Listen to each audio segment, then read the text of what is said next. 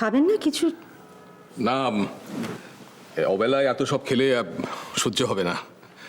কালকে তো রাত্রিরে ঘুমটাও হয়নি। হ্যাঁ, ললিতা তো আপনাদেরও রাত্রির ঘুম কেড়ে নিয়েছিল। সত্যি কি যে করে মেয়েটা, আমি সত্যি কথা বলতে কি এবারে একটু ভয়ই পেয়ে গিয়েছিলাম। ও মা, সে কি কথা? ভরসা নেই আমাদের ওপর? ছি ছি ছি, কি বলছেন? আমি আপনাদের কাছে অত্যন্ত কৃতজ্ঞ। আমার পাগলি মেয়েটাকে আপনারা যে এত ভালোবাসে ফেলেছেন। আয় আয়, সোনালি, ললিতার বাবা।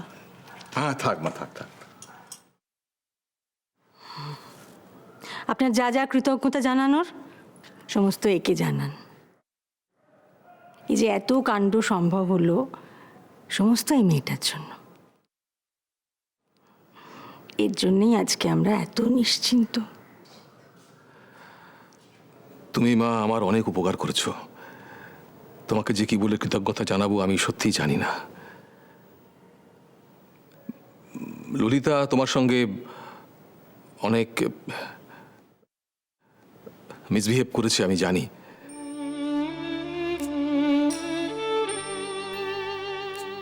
আমি ওর হয়ে তোমার কাছে ক্ষমা চাইছি। মেসোমশাই, আপনি আমাকে লজ্জা দেবেন না।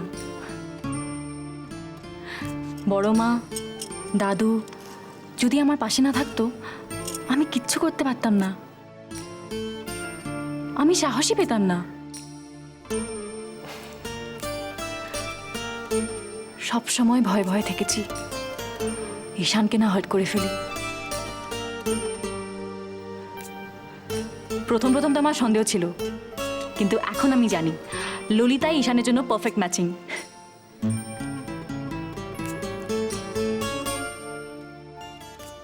শোনো মা, আজ থেকে শুধু ললিতা লাবণ্য না, তুমিও আমার আর এক মেয়ে।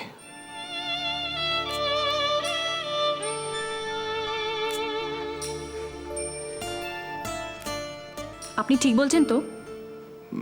হ্যাঁ।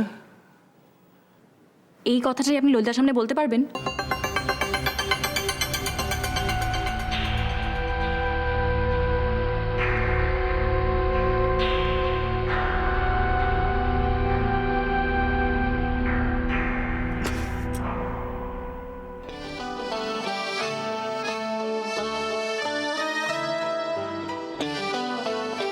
আরে বাবা, ললিতার থেকে তো কম যায় না দেখছি। হ্যাঁ, আচ্ছা।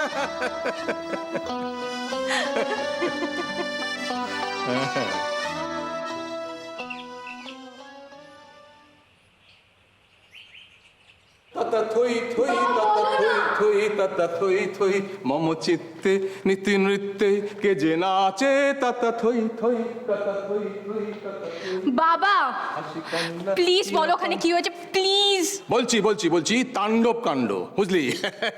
তবে শিবের নয়, শিবানীর তাণ্ডব। ঈশানের ঘরে জিনিসপত্র একটাও আস্ত নেই রে, সব ভেঙে চুরে তছনছ। আর দিদির শ্বশুর বাড়ির লোকেরা দিদিকে কিচ্ছু বললো না? হাসি কান্না হীরা পান্না দোলে ভালে। বাবা গানটা বন্ধ করো, বলো কি হয়েছে। আরে বাবা, কে তো দিদিকে কি বলবে? তো দিদি সোনার পাত্রী। হ্যাঁ, আর জানিস না, যখন ভাঙচুরের মুডে থাকে কেউ সামনে যেতে সাহস পায়। তারপরে দরজাটা বন্ধ ছিল, যখন খুললো, কি আনন্দ, কি আনন্দ, কি আনন্দ, দিবারাত্রি নাচে মুক্তি, নাচে বন্ধ, তারই সঙ্গে কি মৃদঙ্গে সদা নাচে। কি কি বলো বলো বলো। ঈশানদা কোথায় ছিল? ঈশান ঈশান তখন ঘরের একটা জায়গাতে চুপটি করে দাঁড়িয়েছিল আর ললিতাকেই দেখছিল, অপলকেই দেখছিল। বুঝলি লাবণ্য, ঈশান ললিতাকে খুব ভালোবাসে রে, খুব খুব ভালোবাসে। সেটা তো আমরা জানি, ঈশানদা সোনালি দিকে না দিদিকে ভালোবাসে, সেটা কি দিদি বুঝেছে? হ্যাঁ, বুঝেছে। বুঝেছে বলেই তো এক ঘর লোকের সামনে ললিতা স্বীকার করলো যে ঈশানকে ভালোবাসে।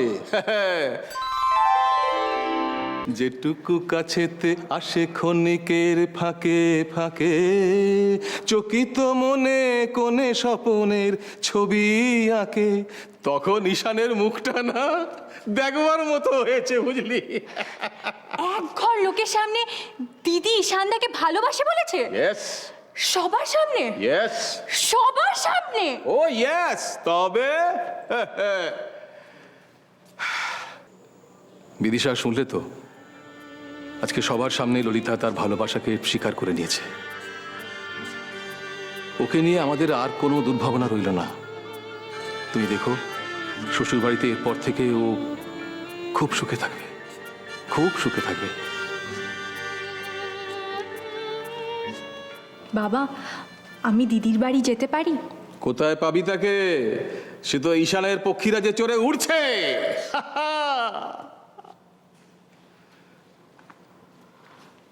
দিদি ঈশানদার স্কুটারে বসেছে? আনবিলিভেবল! নীল দিগন্তে কোন ফুলের আগুন লাগলো লাগলো, নীল দিগন্তে।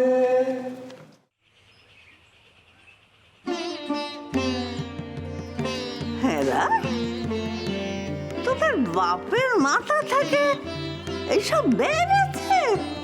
ও মা গো, বুড়োর পেটে পেটে কত বুদ্ধি! এইবার বুঝেছি তোদের এই বাপ বেটিতে দিন রাত গুজুর গুজুর ফুসুর ফুসুর এই নিয়ে বল। হ্যাঁ গো মা, এছাড়া তো ঈশানা ললিতাকে কাছাকাছি আনার কোনো উপায় ছিল না মা। এই তো হ্যাঁ, এই একরত্তি মেয়ে, তুই তুই একা একা এত বড় কাজ একখানা করে ফেলি? একা একা? বড় মা দাদুর পরামর্শ ছাড়া আমি একটা কাজও করিনি। বড় মা, আমাকে কিন্তু তুমি আর আটকাবে না। আমার কাজ শেষ, আমাকে এখন চলে যেতেই হবে। কোথায় যাবি? সে বিলেত ফেরত চলে যাবি? বিলেট না ঠাম্মা, আমেরিকা। কিন্তু আমার অফিসের কাজ এখনো শেষ হয়নি, আমাকে আর 6 মাস এখানেই থাকতে হবে। কিন্তু এই বাড়িতে না, আমি একটা ভাড়ার ফ্ল্যাট নিয়েছি, ওখানে থাকবো। ফ্ল্যাট? ফ্ল্যাটে যাবি কেন? এ বাড়িতে তোর কিসের অসুবিধে? মা, সোনার যখন যেখানে ইচ্ছে সেভাবেই থাকুক। তুই আর কটা দিন তো এখানে থাকবি নাকি? বড় মা, আমার একা একা থাকার অভ্যাস আছে, আর মাঝে মাঝে তো আমি এখানে আসবই। আচ্ছা, ঈশান আর ললিতাকে কাছাকাছি আনার জন্যে দাদু কেমন প্ল্যান বানিয়েছিল বলো?